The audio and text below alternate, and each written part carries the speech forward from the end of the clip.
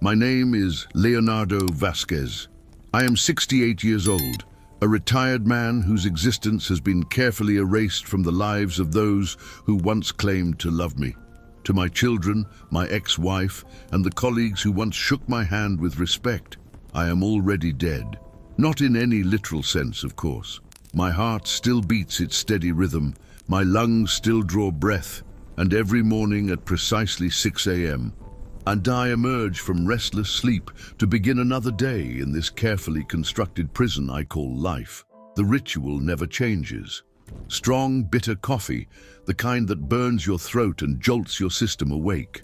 I tend to my garden with the same meticulous care I once applied to architectural blueprints, treating each plant like a sacred responsibility. Long walks stretch through my afternoons, my weathered legs carrying me past houses where families still gather around dinner tables, where children's laughter spills from open windows like music I can no longer hear in my own home. But to those who are supposed to matter most, I have become nothing more than an uncomfortable echo from a past they'd rather forget. A living, breathing reminder that time moves forward, leaving some of us behind. 6 long years have passed since I handed in my hard hat and walked away from nearly 4 decades as a civil engineer. In that lifetime of work, I designed bridges that connected communities, schools where children learned to dream, houses where families built their futures, and roads that carried people toward their destinies. My hands shaped the infrastructure of lives I would never know, creating foundations for strangers' happiness. Today, the only thing I design is the architecture of my own isolation, carefully constructed day by day, hour by hour. I live alone in a house I built with my own calloused hands, brick by painstaking brick, beam by measured beam. This home was once alive, pulsing with the warmth of a family, rich with the aroma of Lorena's cooking that would drift from the kitchen like an invitation to happiness. Sunday mornings brought the gentle chaos of family arguments, the kind that dissolved into laughter before the coffee grew cold. Music from our old record player would fill every corner, creating a soundtrack for a life that felt full and meaningful. Now, there is only the hollow whisper of wind slipping through windows I rarely open, and the merciless ticking of the living room clock that marks each passing hour like a countdown to nothing. Lorena, my Lorena, was my partner for more than 30 years. 3 decades of shared dreams, shared struggles, shared silences that spoke of deep understanding. We raised 2 children together, Rafael and Camila. Good kids, I told myself then. Smart, capable, loving, or so I desperately wanted to believe. When the divorce papers arrived, I felt like a man trying to solve an equation with variables that kept changing. Lorena looked me in the eye and said she needed to live something new, as if our entire life together had been some kind of dress rehearsal. I convinced myself it was one of those late life crises that strike when people suddenly realize they've been sleepwalking through their own existence. I thought it was temporary madness, a fever that would break. But she left with a single suitcase in her hand and a light in her eyes that I had never seen in all our years together, a light that had never been meant for me. These days, my children contact me with the mechanical precision of a scheduled medication. Once a month, always on the same day, always with the same hollow tone that echoes through the phone line like a voice from a distant planet. "Hey Dad, how are you holding up? Is there anything you need?" They speak to me as if I'm a terminal patient in hospice care, someone to be managed and monitored from a safe distance. After these brief, obligatory conversations, silence descends like a heavy curtain. No surprise visits, no invitations to family gatherings, not even a phone call on my last birthday when I sat alone with a store-bought cake and wished for the first time in my life that I could simply disappear.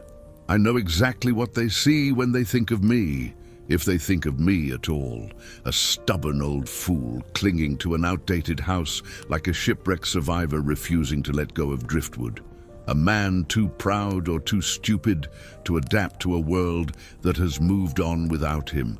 To accept that life is a river that never stops flowing, carrying some of us toward new shores while leaving others stranded on forgotten banks. But what they cannot see, what they refuse to acknowledge, is that I am still here. Still thinking with the same sharp mind that once calculated load-bearing weights and stress points. Still feeling with the same heart that once overflowed with love for them. Still remembering every birthday party, every bedtime story, every moment when I believed I was building something lasting and beautiful. Still waiting. And then, on a morning that began like countless others, grey sky, bitter coffee, the familiar weight of solitude settling on my shoulders like an old coat. What remained of my carefully ordered existence began to crumble. It started with something so ordinary, so innocuous, that I almost missed it entirely. A letter, a simple white envelope from the bank, mixed in with the usual stack of bills and advertisements that I barely glanced at anymore. But inside that unremarkable envelope lay the first thread of a web so intricate, so carefully woven from lies, betrayal, and calculated cruelty, that it would take me months to trace its full design. A web spun by someone I had loved more deeply, more completely, than I had ever loved my own reflection in the mirror. Someone I had trusted with not just my heart, but with the very foundation of everything I thought I knew about my life. It was a Friday morning painted in deceptive tranquility. Clear azure skies stretched endlessly overhead while a sharp, biting wind carved through the empty streets. I woke at precisely 6 a.m., my internal clock as reliable as Swiss machinery. After 4 decades of rising before dawn for the construction site, my body had become a slave to routine. It doesn't matter if it's the weekend, a national holiday, or if my calendar sits completely blank. My eyes snap open at the same time every morning. Old habits don't simply die, they burrow deeper into your bones, becoming part of your very architecture. After brewing my usual strong black coffee and taking a brief constitutional to the end of my street, a ritual that helped my aging joints remember they still functioned, I shuffled to the mailbox with the unhurried gait of a man who had earned his leisure. The metal box was stuffed to capacity with the usual debris of modern life: electricity bills with their increasingly alarming figures, colorful pharmacy advertisements promising miracle cures, and a glossy flyer advertising orthopedic mattresses for people exactly like me. But nestled beneath this mundane collection was something that made my pulse quicken. A pristine white envelope bearing the unmistakable corporate logo of Banco Santos e Lima embossed in the upper left corner. I'd maintained my account there for nearly 3 decades. A simple savings account, nothing fancy, just the repository for money earned through honest sweat and calloused hands, accumulated penny by penny over years of disciplined living. Something felt wrong even before I broke the seal. This type of correspondence typically arrived with clockwork precision at the beginning of each month, yet here we were on the 14th. The envelope bore all the hallmarks of official bank communication: the weight of expensive paper, the precise printing, my name spelled correctly in formal typeface. I convinced myself it was probably routine business, perhaps a change in statement format, maybe some tedious policy update that would join the pile of documents I never quite got around to reading. I retreated to the sanctuary of my living room, settling into the worn leather armchair that had molded itself to my body over the years. With the careful deliberation of a man who had learned to expect the worst from official correspondence, I slid my finger beneath the envelope's flap. Nothing could have prepared me for what followed. My hands began trembling before I'd even processed the full meaning of the first paragraph. Dear Mr. Leonardo Vasquez, thank you for utilizing your approved credit line with our institution. The amount of $800,000 has been processed and is now available in accordance with the loan agreement executed at our downtown branch location on the 3rd of this month. Should you require any clarification regarding the terms of this arrangement, our customer service team remains at your complete disposal. Time seemed to fracture. I read the words once, then again, my mind desperately trying to reject their meaning. 800,000 Rs, a credit line, a signed contract. Each phrase struck me like a physical blow, the carefully constructed reality of my orderly existence cracking beneath their weight. I had never, not once in my entire adult life, taken out a loan of any kind. Debt wasn't just something I avoided, it was something I feared with an almost religious intensity. I had purchased my modest house with cash saved over 15 years. I had never financed a vehicle, preferring to drive second-hand cars until their engines surrendered. Every purchase, from groceries to clothing, was made with my debit card or bills pulled from my worn wallet. My financial philosophy was carved in stone. If I couldn't afford something immediately, I simply didn't need it. And now this institution, which had safeguarded my money for decades, was thanking me for a debt that existed only in some parallel universe. A cold dread settled in my stomach, not the sharp pain of indigestion, but something far more insidious. It felt as though invisible hands had reached into my carefully ordered existence and begun rearranging the fundamental pieces of who I was. My identity, my financial integrity, my very sense of self seemed suddenly negotiable, subject to manipulation by forces I couldn't see or comprehend. I rose from my chair with the uncertain movements of a man whose legs had forgotten their purpose. The telephone seemed miles away. I dialed the bank's customer service number, my fingers struggling to find the correct digits. What followed was an exercise in corporate purgatory. 5 interminable minutes of synthesized classical music, punctuated by recorded messages, assuring me that my call was extremely important to them, while simultaneously demonstrating the precise opposite through their indifference. Finally, a human voice emerged from the electronic wilderness. "Am I speaking with Mr. Leonardo Vasquez?" The attendant's tone carried the practiced neutrality of someone who delivered both good news and catastrophes with identical inflection. "Yes, that's correct. I'm calling about a letter I received today regarding some kind of loan arrangement. There's been a serious mistake. I never applied for or authorized any such transaction." The silence that followed stretched uncomfortably, filled only by the soft clicking of computer keys. "Sir, according to our comprehensive records, you appeared in person at our downtown branch office on the 3rd of this month. You presented all required identification documents and personally executed the loan agreement. Everything appears to have been processed according to standard protocol." "That's absolutely impossible." The words exploded from me with a force that surprised us both. I could feel my blood pressure spiking, my carefully maintained composure dissolving. "I was at home the entire day on the 3rd. I can prove it. And absolutely no one, no family member, no friend, no representative of any kind has authorization to conduct business on my behalf." "I understand your concern, Mr. Vasquez, but our documentation is quite thorough. We have photocopies of your signature and your identification documents on file. Everything appears to be legitimate and properly executed." The room began to spin slightly. My carefully ordered world was disintegrating in real time, and I was powerless to stop it. If they possessed my signature and my identification documents, there was only one terrifying explanation that made sense.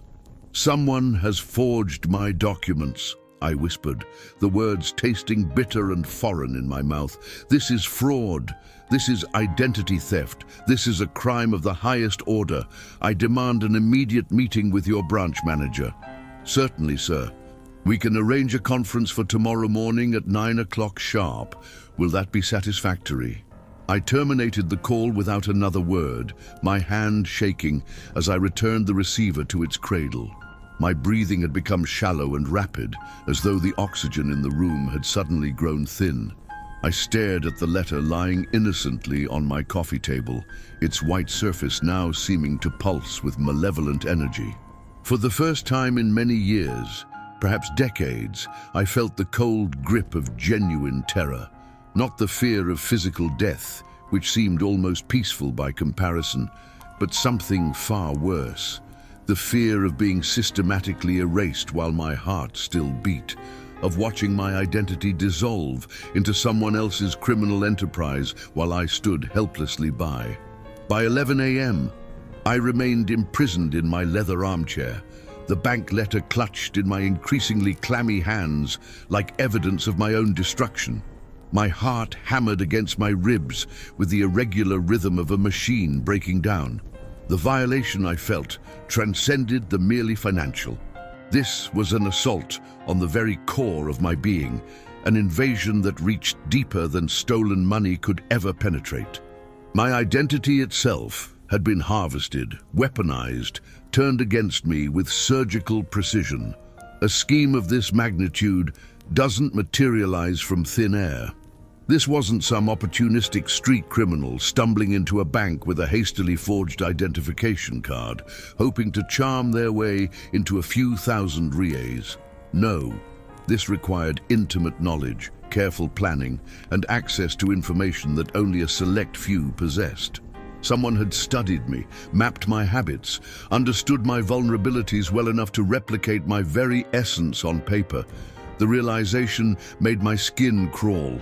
This had to be someone from my inner circle, someone who had once shared my trust, my secrets, my life. The shrill ring of the telephone shattered my spiral of paranoid thoughts. The caller ID display showed a name that made my blood freeze in my veins. Lorena, my ex-wife, the woman who had once whispered promises of eternal devotion into my ear during warm summer nights, who had sworn to weather every storm by my side, who had painted elaborate fantasies of growing old together in rocking chairs on our front porch. The same woman who had ultimately reduced our 2-decade marriage to a stack of legal documents and a hastily packed suitcase left by the front door like an abandoned piece of luggage. I stared at her name pulsing on the screen, my finger hovering over the answer button as though it were a detonator. "Hello?" I managed, my voice carefully modulated to betray nothing. "Leo?" Her voice poured through the speaker like honey laced with poison, dripping with an artificial sweetness that made my stomach lurch. "What an absolutely delightful surprise to hear your voice. I was just thinking about you, actually. I was wondering if I might stop by later today. Maybe we could share some coffee like old times, catch up properly, you know?" The performance was masterful, I had to admit. But I knew Lorena better than she realized. Spontaneous gestures weren't part of her operational vocabulary.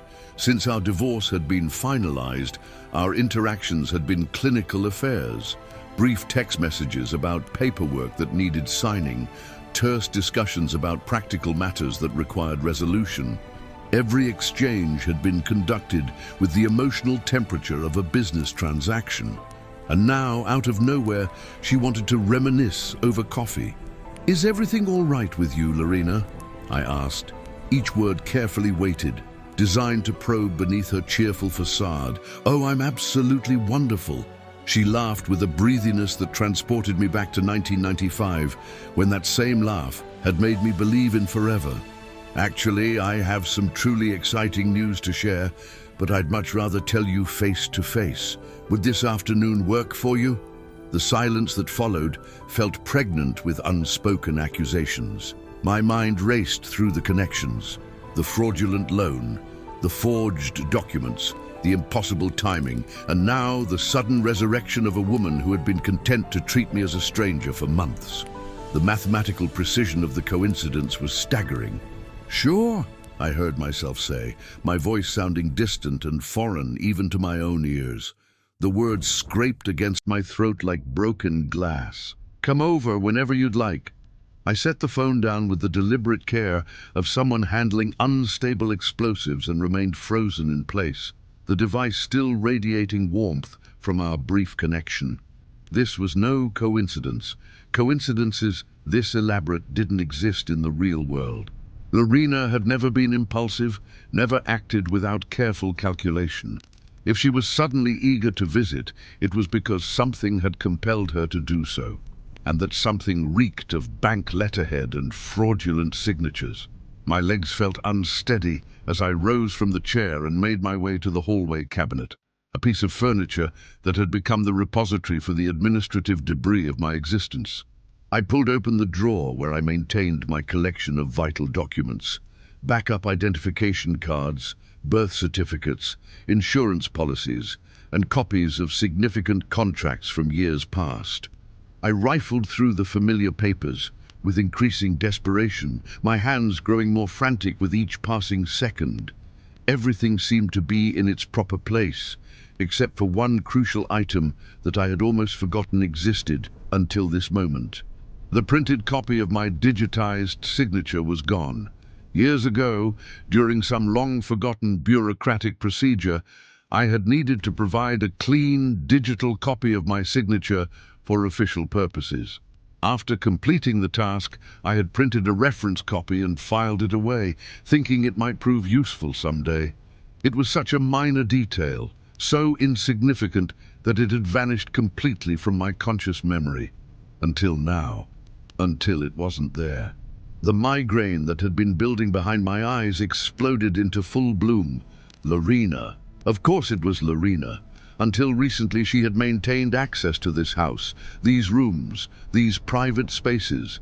She knew every hiding place, every organizational system, every password I had ever used. The divorce decree might have legally severed her claim to the property, but in practical terms, she had never truly departed from my life. I had trusted her with everything, and apparently she had taken everything, including things I didn't even know I possessed. The pieces of the puzzle were sliding into place with horrible clarity. The loan application, the forged signature, the missing document, and now the perfectly timed social visit from a woman who hadn't smiled at me without ulterior motive in years. The serpent had indeed returned to Eden. But this time, I was no longer the same naive man who had once believed in promises whispered in the dark. This time, I would be ready for her. The following morning arrived with merciless punctuality, though my alarm clock never got the chance to fulfill its purpose. My cell phone had already begun its urgent vibration against the wooden nightstand, the sound cutting through my restless sleep like a blade. I fumbled for the device with eyes still heavy from a night spent wrestling with paranoid thoughts, squinting at an unfamiliar number that bore the unmistakable area code of my banking district. "Mr. Ricardo?" The voice that greeted me was crisp and professional, tinged with the kind of artificial courtesy that immediately signals trouble. "This is Daniel, calling from the credit department at Banco Centralis. I sincerely apologize for contacting you at such an early hour, but I'm afraid we have an urgent matter that requires your immediate attention regarding a loan account in your name that has fallen into delinquency." My brain struggled to process the words, still wrapped in the fog of interrupted sleep. The room seemed to tilt slightly as consciousness crashed over me like a cold wave. "I'm sorry, what exactly do you mean by a loan?" I managed to croak, my voice rough and unfamiliar as I struggled to sit upright in bed. My heart had begun that familiar, terrifying rhythm of panic. "I haven't applied for any loan whatsoever." The voice on the other end maintained its professional veneer, but I detected something else lurking beneath the surface. A hesitation, perhaps even discomfort with the conversation he was required to have. "Sir, are you aware of a personal loan that was approved and disbursed approximately 8 months ago in the amount of $480,000?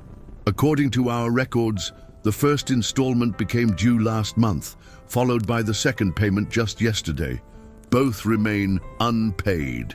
I launched myself from the bed with such force that I nearly lost my footing, my legs tangling in the bedsheets as adrenaline flooded my system. My hands had begun trembling uncontrollably. 480,000 reais? The number seemed to exist in some alternate reality where mathematics had gone insane. "Whose name appears on the contract documentation?" I demanded, though part of me already dreaded the answer. "The loan agreement was executed using digital signature protocol, sir. The documentation also lists Ms. Carla Martins de Souza as the primary beneficiary and designated financial dependent." The phone nearly slipped from my grasp. The room began spinning with sickening velocity, and I had to grip the edge of my dresser to remain upright. Carla. Of course it was Carla. The bank representative's voice seemed to fade into some distant dimension, his words becoming meaningless background noise against the deafening echo of that name, reverberating through my skull. Carla, the woman who had occupied a full decade of my existence, who had once whispered declarations of eternal love against my chest during quiet Sunday mornings, who had made elaborate plans for our shared future. The same woman who was now systematically dismantling my financial existence to fund her new life with another man.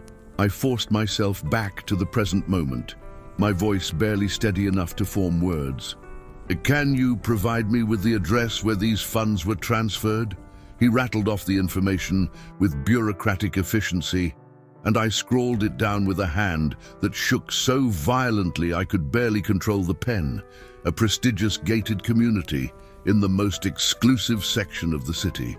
A neighborhood I had never set foot in, miles away from anywhere she had ever worked or lived during our time together.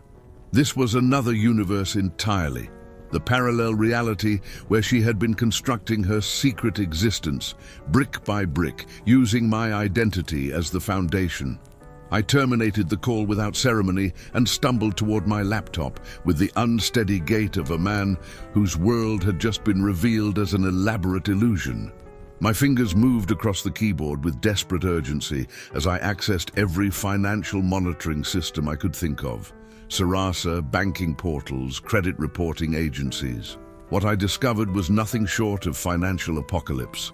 A luxury SUV financed to the tune of $220,000, complete with leather interior and premium sound system. 2 high-limit credit cards bearing over $80,000 in accumulated installment purchases. Designer clothing, expensive electronics, fine dining establishments I had never heard of, and that devastating $480,000 loan, now officially 2 payments behind schedule, with late fees compounding like interest on borrowed time. Every contract signature, every billing statement, every mailing address formed a constellation that pointed inexorably toward her new life, her new address, her new reality built on the ruins of my trust. What shattered me wasn't merely the staggering debt, though that was catastrophic enough. It was the brutal, inescapable realization that none of this had been accidental. This wasn't a moment of weakness, a spontaneous decision made in the heat of desperation. This was architecture. This was engineering. This was a systematic, cold-blooded campaign of financial assassination that had been executed with surgical precision over months, possibly years.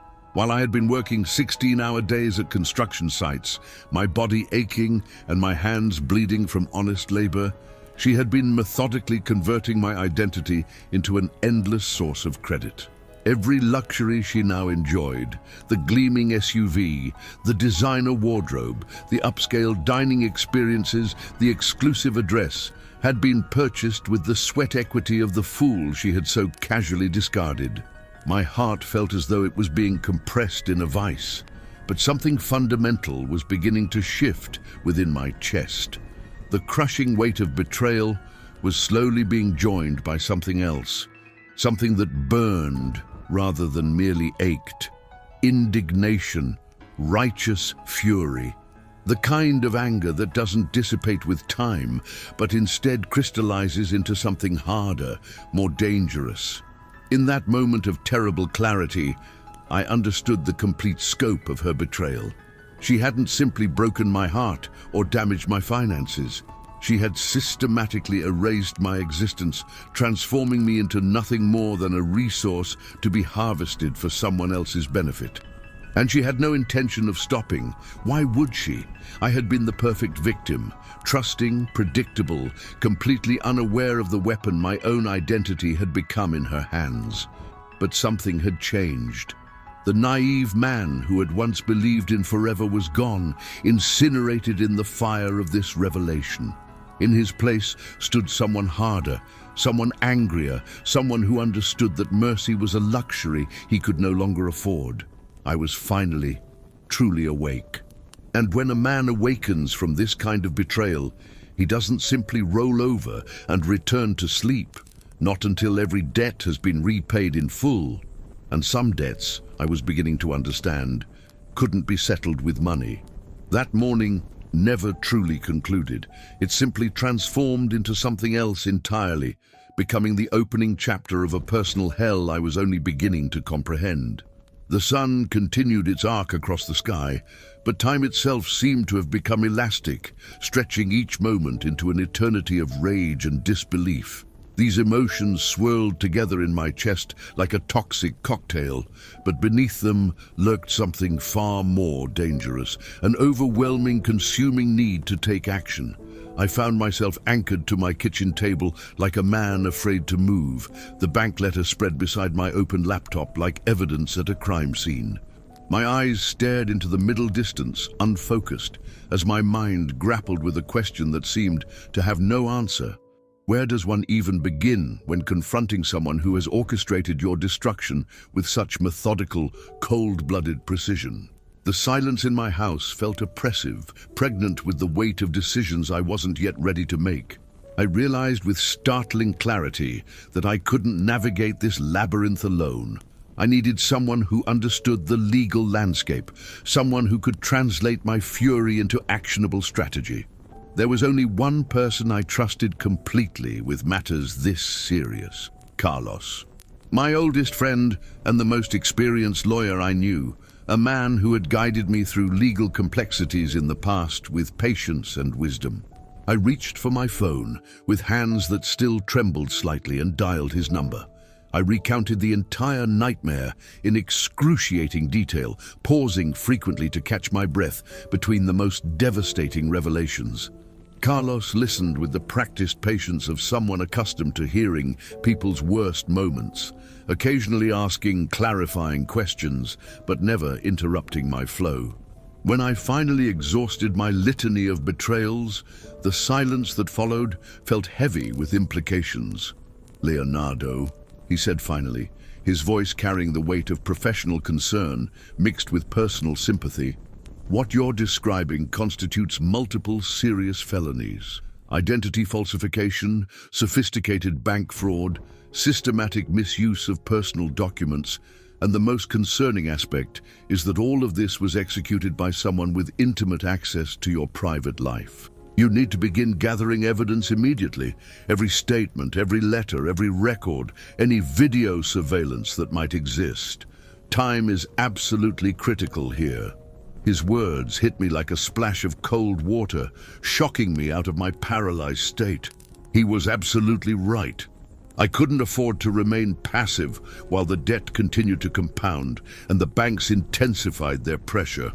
And Lorena, she was still out there, free, apparently untouchable, probably confident that I would never discover the full scope of her betrayal. Carlos continued with the methodical precision that had made him such an effective attorney. "You need to immediately demand from the bank every document related to these fraudulent contracts and signatures. More importantly, you should request access to internal security footage from the branch location on the specific day the contract was allegedly signed. That video evidence could be the key to everything." As I ended the call, I felt something stirring within me that I hadn't experienced in what felt like years. Hope, not the naive optimism of my younger self, but something harder and more determined. The hope that even after enduring this systematic destruction, there might still be a pathway back to justice, back to reclaiming my stolen identity. The days that followed became a blur of consultations, phone calls, and meetings, each one adding another piece to the increasingly complex puzzle of Lorena's deception.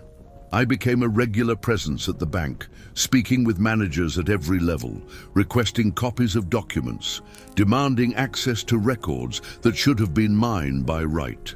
Some materials were provided readily enough, but others, particularly the signature specimens, remained mysteriously unavailable, tied up in bureaucratic red tape that felt suspiciously deliberate. A growing suspicion began to take root in my mind.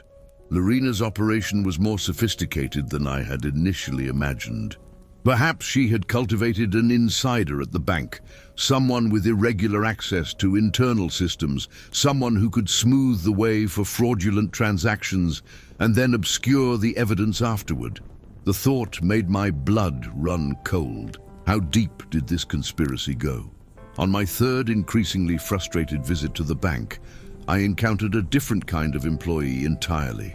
Mariana was a young attendant whose eyes held genuine sympathy rather than the practiced indifference I had grown accustomed to receiving. She seemed to understand not just the technical details of my case, but the human devastation behind the paperwork.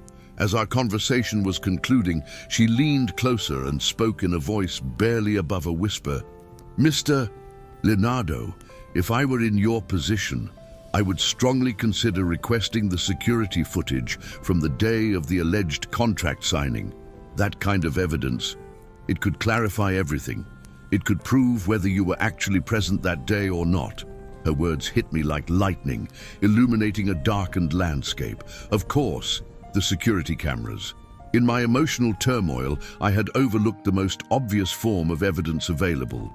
Every bank maintains comprehensive video surveillance, and those recordings would provide irrefutable proof of my innocence. I needed that footage. It represented my best chance to prove definitively that I had never set foot in that branch on the day in question. That someone else, someone who looked enough like me, or had access to convincing identification, had impersonated me to execute this elaborate fraud. But even as hope surged through me, a darker realization followed close behind. Lorena wasn't stupid. She knew me better than almost anyone, understood how I thought, how I would react to discovery. She would anticipate that I would seek evidence, that I would fight back. This knowledge meant that the battle ahead wouldn't be resolved through polite conversations and civilized legal procedures. I had just declared war on someone who had been planning this campaign for months, possibly years. And wars, I was beginning to understand, rarely end the way anyone expects them to. The following morning arrived with crystalline clarity, cutting through the fog of confusion and despair that had clouded my judgment for days. I awakened not with the usual weight of dread pressing down on my chest, but with something sharper, more focused, pure determination. The time for wallowing in self-pity had expired. I couldn't allow this systematic destruction of my identity to continue consuming me while I remained paralyzed by shock and betrayal. The debt accumulating in my name, the silent lie that was methodically erasing my existence. I needed irrefutable proof, concrete answers that could stand up in court. The moment for decisive action had finally arrived. I retrieved my car keys from the kitchen counter. They belonged to an aging sedan that had sat largely unused since my retirement, gathering dust like so many other remnants of my former life. The drive to the Centralis Bank branch downtown stretched before me like a pilgrimage, each mile weighted with anticipation and barely contained anxiety. My mind churned through endless permutations of questions and suspicions, building scenarios and tearing them down again. The bank buzzed with typical morning activity when I arrived. Customers formed orderly lines to open new accounts, resolve billing disputes, and conduct the mundane financial transactions that keep modern life functioning. But for me, this sterile corporate environment represented something far more significant. It was the potential site where I might finally uncover the truth, or at least whatever fragments of it remained after Lorena's careful manipulation. I approached the reception desk with the measured steps of a man who had rehearsed this moment in his mind countless times. The young woman behind the counter, professional and courteous in that carefully trained way of customer service representatives, listened as I explained my need to access security camera footage from the 3rd, that now infamous date that had become the pivot point of my destroyed life.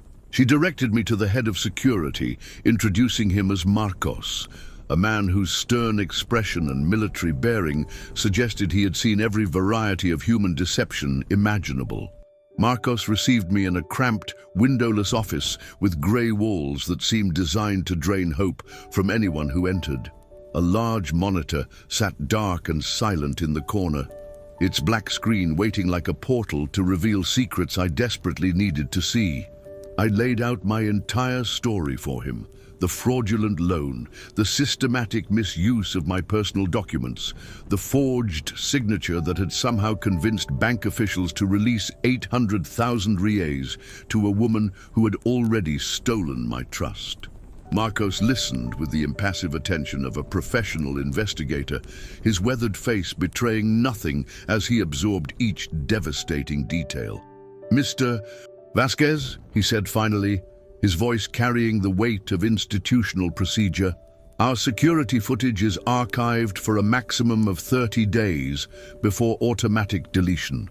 Today, being the 20th, means the recordings you need may still exist in our system. However, accessing and releasing that footage requires either an official court order or a formal police report that establishes this matter as an active criminal investigation." His words struck me like a physical blow. The bureaucratic catch-22 was maddening. How could I obtain a court order without the evidence I needed the court order to access? But I recognized the logic, even as it frustrated me. If I truly wanted justice to prevail, I would have to take the first frightening step into the official legal process. The drive home felt like a retreat, but by the time I reached my house, my resolve had crystallized into something harder. I turned around immediately and drove to the local police station, my hands gripping the steering wheel with white-knuckled determination.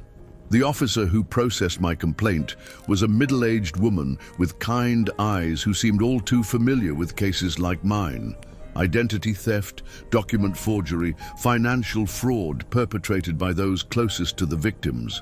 She meticulously recorded my information, asked probing questions designed to establish the scope of the crime, and documented every detail with the thoroughness of someone who understood how crucial accuracy would be in court. The days that followed blurred together into a relentless cycle of activity: repeated trips to the bank for additional documentation, strategy sessions with Carlos as we mapped our legal approach, endless phone calls to various bureaucratic departments, and sleepless nights spent staring at the ceiling while my mind raced through possibilities and contingencies. We requested comprehensive bank statements, examined contracts with forensic attention to detail, and searched for any microscopic sign that could expose the forgery and prove my innocence. In the midst of this bureaucratic warfare, a small but significant victory emerged from the chaos. The bank finally provided a copy of the allegedly signed contract, complete with the digitized signature that had somehow convinced them I was requesting hundreds of thousands of reais in credit. What I discovered when examining that signature filled me with a mixture of vindication and fury. There, embedded within what was supposed to be my own handwriting, was a telltale imperfection, a small but crucial spelling error. One particular letter, L, appeared hesitant, uncertain, as though someone had attempted to replicate my natural writing style, but hadn't been entirely confident in their mimicry. It was the kind of mistake that happens when forgery is executed under pressure, when the perpetrator is more focused on speed than perfection.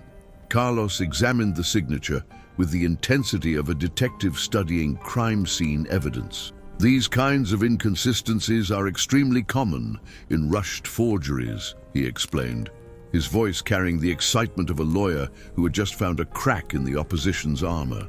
This hesitation, this uncertainty in the stroke pattern, it's exactly the type of evidence that can demonstrate bad faith and fraudulent intent to a judge. For the first time since this nightmare began, I felt the ground beneath my feet becoming solid again.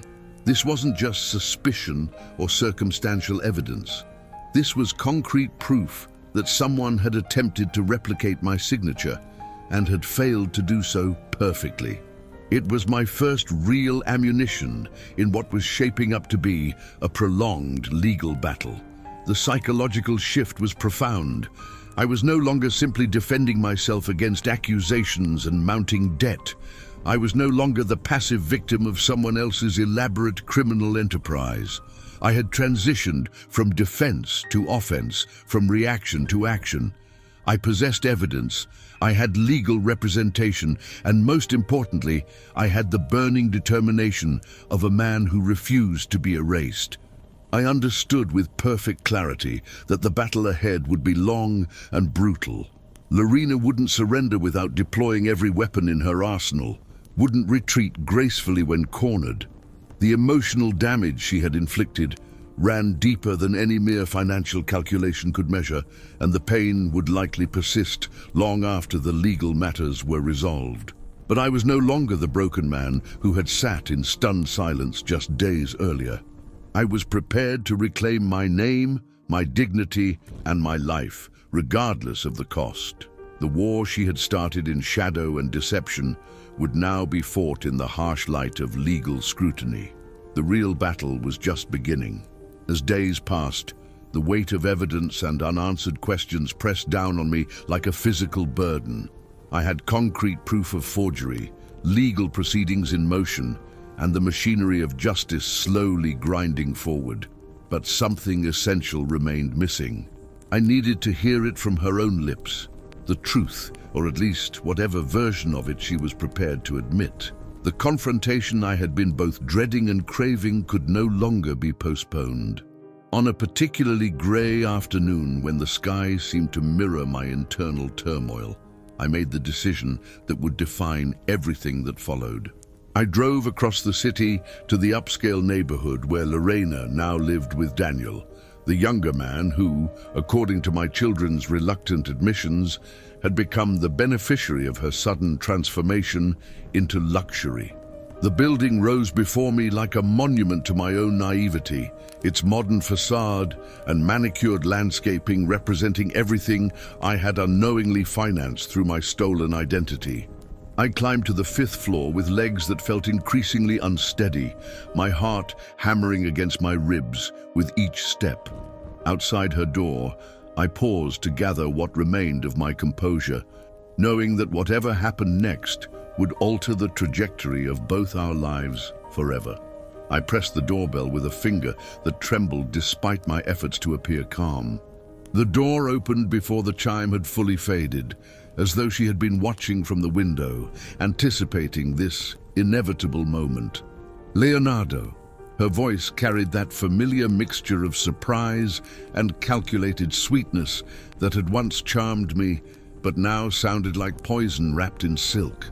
Lorena. The word emerged from my throat with more force than I had intended, but I held her gaze without flinching. We need to have a conversation about what you've done to me, about what you're continuing to do to my name, my life, my future. She stepped aside with a smile that never touched her eyes, gesturing for me to enter the apartment that my stolen money had helped purchase. The interior was everything I had expected. Modern furniture that looked like it belonged in a magazine, tasteful artwork on the walls, expensive touches everywhere that spoke of a lifestyle far beyond what her legitimate income could support. It was a shrine to the life she had built on the foundation of my destruction. I know that you know, she began without preamble, crossing her arms in a defensive posture that I recognized from countless arguments during our marriage. But the situation isn't as straightforward as you probably think it is. Isn't it? I asked, fighting to keep my voice level, even as rage threatened to consume my ability to speak rationally. You systematically forged my signature, accumulated hundreds of thousands of reais in debt using my identity, and used that money to purchase a home for your lover. Tell me, Lorena, what would you call that if not straightforward theft? She moved toward the window with the fluid grace of someone who had rehearsed this moment in her mind, staring out at the city below, as though the answers to her crimes might be written in the urban landscape. I needed to escape from that existence, Leo. We were drowning in mediocrity, trapped in a life that had become nothing but pretense and routine. You never understood the suffocation I felt, always complaining about money, always expecting me to remain the woman I was 20 years ago. But people evolve. I evolved. You evolved into a criminal, I responded, my voice cracking with the strain of containing emotions that threatened to overwhelm me entirely. You betrayed the most fundamental trust that exists between two people. You used my identity as raw material for your new life. You didn't just steal my money. You stole my reputation, my peace of mind, my faith in human decency. She turned to face me then, and I saw what appeared to be tears gathering in her eyes. Though after everything I had discovered, I couldn't determine whether they represented genuine remorse or simply another calculated performance designed to manipulate my emotions. I never intended to cause you this kind of pain, Leo. I just wanted freedom, liberation from that cramped old house, from the endless cycle of work and worry and making do with less. I wanted to feel alive again, to experience the kind of life I had always dreamed about but never thought I could achieve. And destroying my existence was your definition of freedom. The words emerged from somewhere deep in my chest, carrying decades of accumulated hurt and bewilderment. Creating financial ruin for the man who loved you was your path to feeling alive. Lorena lowered her head, her shoulders sagging with what might have been genuine shame, or simply exhaustion from maintaining her elaborate deceptions. I don't know what happens from this point forward, Leo. The legal machinery is already in motion, and I can't undo what I've done. All I know with certainty is, deep down, beneath all my justifications and rationalizations, I'm terrified.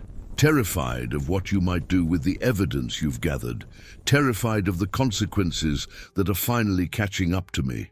I stepped closer, close enough to see the fine lines that had appeared around her eyes since our separation.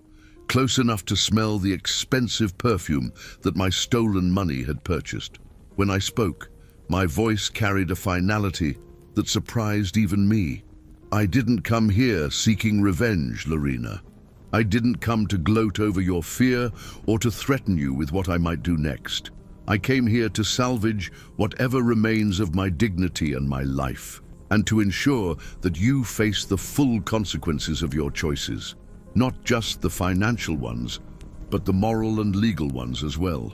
The silence that followed seemed to expand until it filled every corner of the apartment, heavy with the weight of 20 years of shared history now poisoned beyond redemption. It was a silence thick with betrayal, saturated with sorrow, and pregnant with the unspoken promise that this confrontation was merely the prelude to a much longer, much more brutal reckoning. We both understood, without needing to articulate it, that the war between us was far from over. If anything, it was just beginning to reveal its true dimensions. After the confrontation, nothing would ever be the same. The visit to Lorena had left a mark on me. My mind was racing, my heart tight with emotion. Now the battle was no longer just emotional, it was legal. With the police report filed and the evidence beginning to surface, my lawyer Carlos and I prepared the paperwork to file a lawsuit against her for fraud, document forgery, and identity theft. The goal wasn't just to clear my name, it was to stop her from continuing to destroy my life. The bank, pressured by the situation, temporarily froze all activity related to the loans and financing taken out in my name. It was a partial relief, but there was still a long road ahead. The following days were a whirlwind of hearings, statements, and meetings with my lawyer. The local media, having caught wind of the story, began to take an interest. After all, who would have thought that a story of betrayal would turn into such an intense financial drama?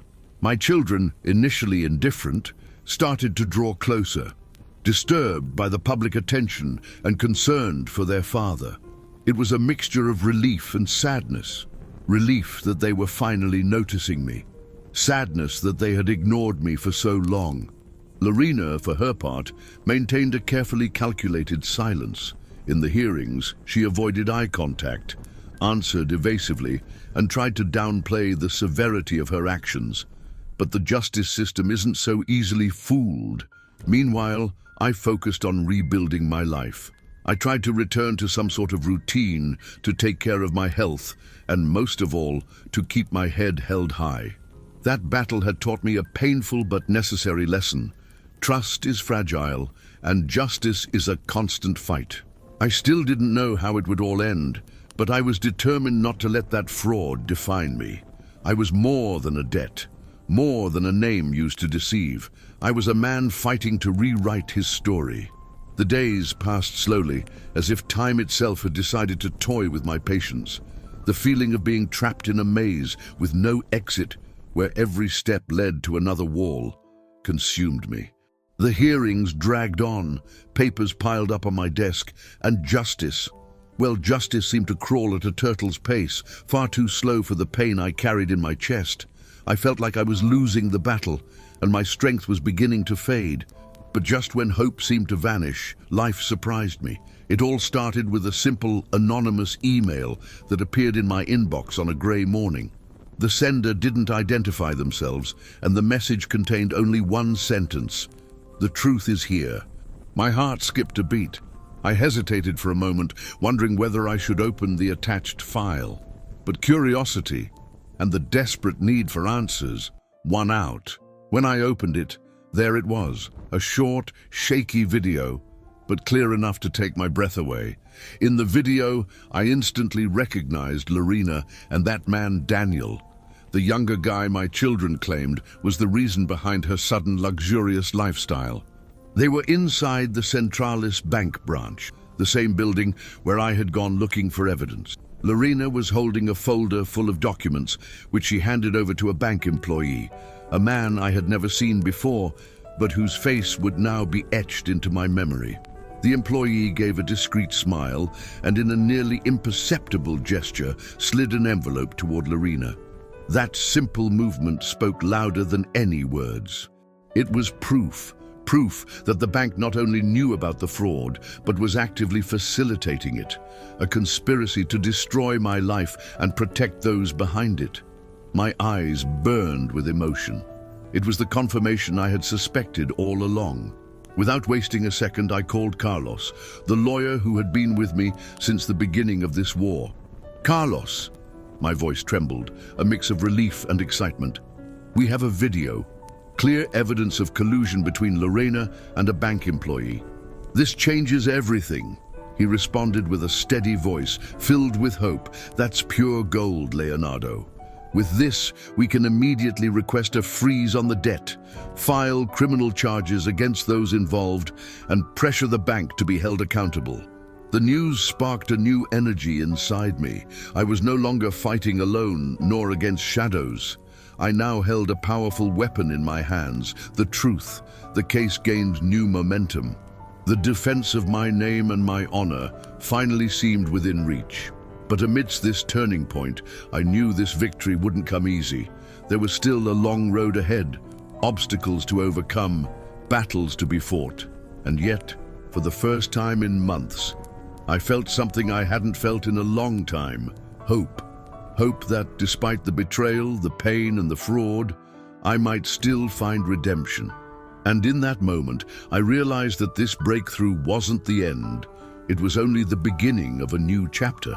A chapter where I would no longer be a victim, but a man determined to rebuild his life, no matter the cost. With the video in hand, a mix of relief and apprehension took hold of me.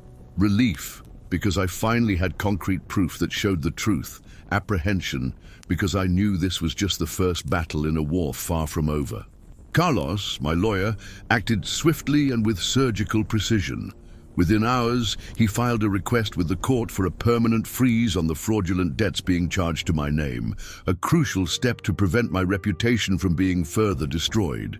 In addition, he opened a criminal case against my ex-wife Lorena, the bank employee caught on the video, and any other accomplices who might surface.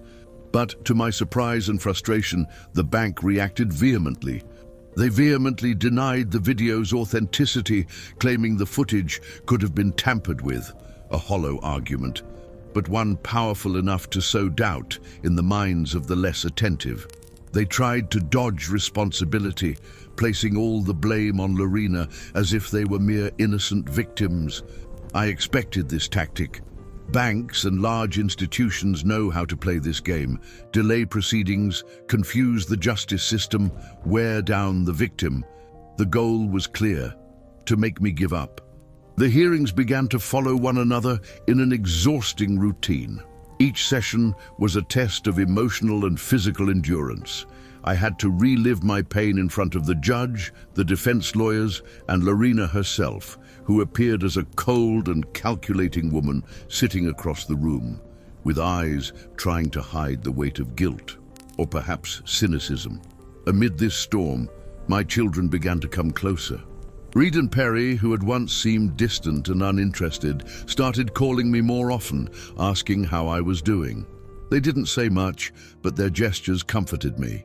I knew they were wrestling with their own doubts and feelings, but at least they weren't leaving me alone.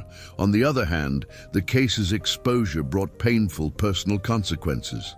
Long-time friends started to avoid me, some fearing involvement in a public scandal, others simply unable to handle the situation. The feeling of loneliness was intense, but I couldn't afford to falter. My routine turned into an endless marathon of meetings with lawyers, financial consultations, phone calls to banks and authorities, and countless legal appointments.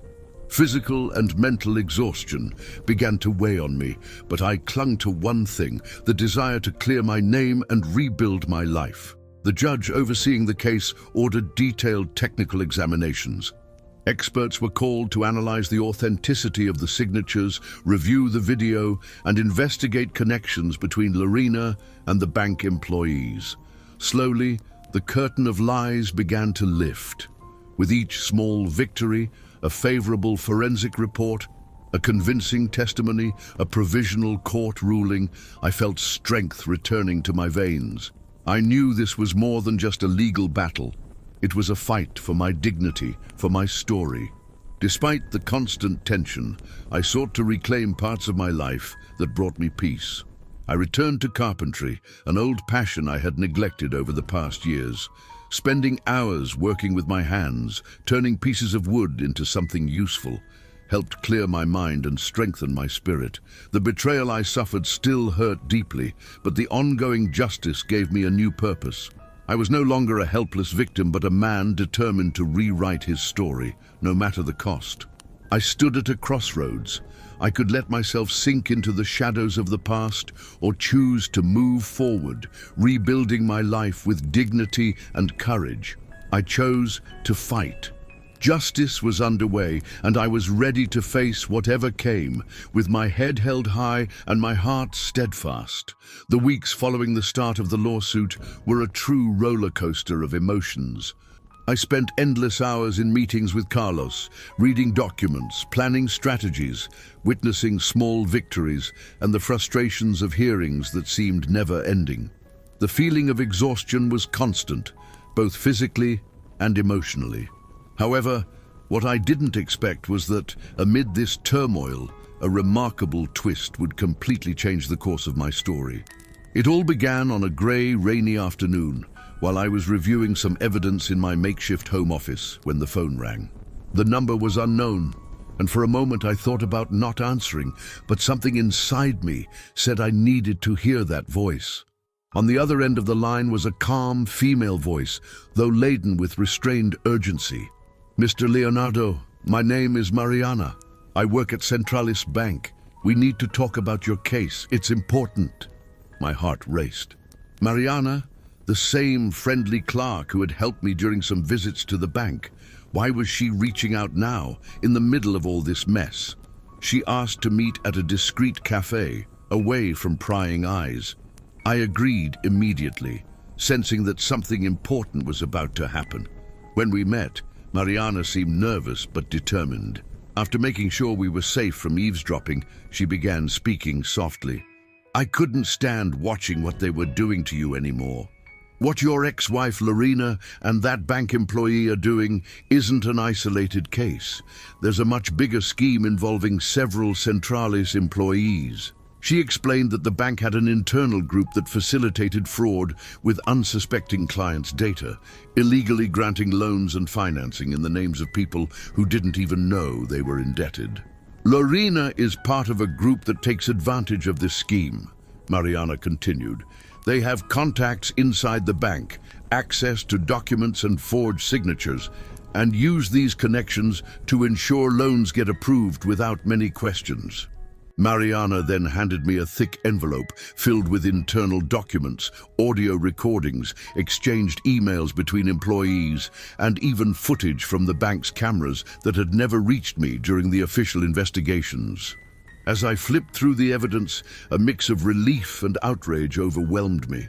Finally, the curtain hiding that entire web of lies was beginning to lift, but what moved me most was that woman's courage.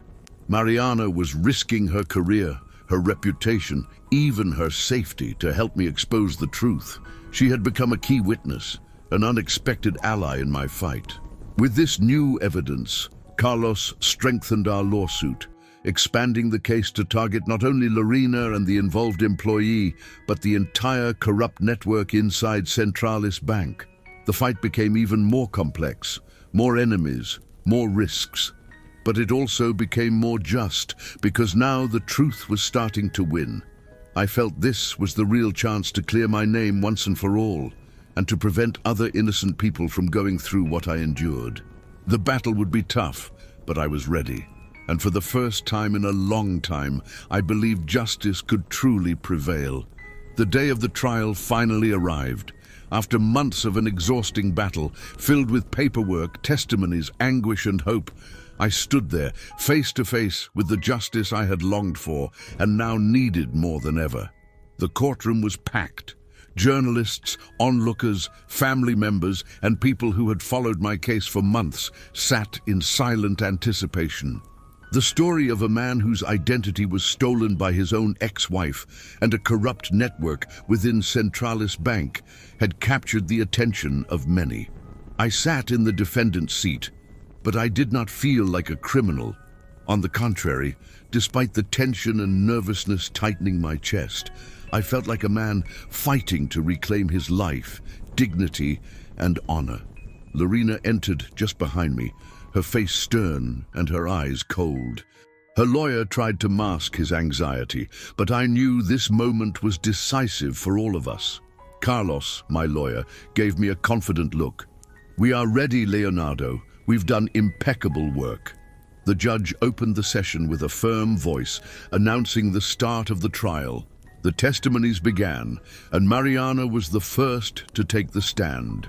She recounted with clarity and courage the corrupt scheme that existed inside the bank, detailing how Lorena and her accomplices used forged documents, collusion, and intimidation to approve fraudulent loans in my name. Other employees who were called corroborated her testimony, and the evidence, the secret recordings, documents, and video, dismantled the defense's attempt to minimize the facts. In that moment, a flood of emotions overwhelmed me. Sadness for the lost time, betrayal and pain caused, but also a feeling of impending justice that gave me strength to face it all. When the verdict was announced, the courtroom fell into an almost palpable silence. The judge looked at all parties and pronounced the sentence, "Considering the evidence presented, I find the defendants, Lorena Vasquez and the bank employee, guilty of fraud, document forgery, and misuse of identity. I hereby order the immediate annulment of the loan contract and the removal of Mr. Leonardo Vasquez's name from all delinquent records related to this fraud. Furthermore, Centralis Bank shall be fined and mandated to implement strict measures to prevent such practices from recurring, including frequent internal audits and staff training." Hearing those words, I felt the weight that I had carried lift from my shoulders. My hands trembled, and a solitary tear rolled down my face, not from weakness but from relief and victory. More than reclaiming my name, I was reclaiming my life. In the days that followed, I began rebuilding the bridges that had been broken with my children and friends. I reconnected with them with a new perspective, more open and sincere. I returned to my old hobbies, especially woodworking, which brought me peace and helped heal the emotional wounds left by betrayal. I had learned, in the hardest way possible, that trust is a precious commodity, and that justice may be slow, but when it arrives, it transforms not only facts, but people. My story did not end as a tale of irreparable loss. On the contrary, it became proof that human resilience can overcome even the deepest betrayals. I had regained my name, my honor, and above all, my dignity. And now, I was ready to begin a new chapter, stronger, wiser, and more determined than ever before. After enduring the storm, with justice finally on my side and my name fully cleared, a strange feeling washed over me. The real possibility of starting over. The heavy curtain of betrayal and lies had been lifted, leaving space for me to finally see a new horizon, a path I hadn't even known existed before. The first and most important step was to take care of myself. The years of anguish, loneliness, and struggle had left deep marks both on my body and soul. The pain didn't disappear overnight, but I decided I needed to rediscover my inner strength. I began embracing simple habits that brought me peace, morning walks in the park, reconnecting with nature, and practicing meditation. Something I'd never tried before, but quickly became an anchor for my restless mind. My children, who had been distant for so long, began appearing more often in my life. Reed and Perry, who once held brief, mechanical conversations, started sharing moments with me, dinners, outings, and even heartfelt talks about the past and the rifts that had separated us. Helen, my most difficult daughter, surprised me the most. Despite the wounds still open, she sought repair, a new bond no longer built on blame or bitterness. Those conversations weren't easy. There were tears, arguments, and many moments of silence, but something essential had finally arrived: honesty. For the first time, we allowed ourselves to speak without masks, to acknowledge mistakes, and above all, to forgive.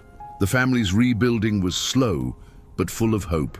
Beyond the emotional healing, I needed to attend to the practical side of life.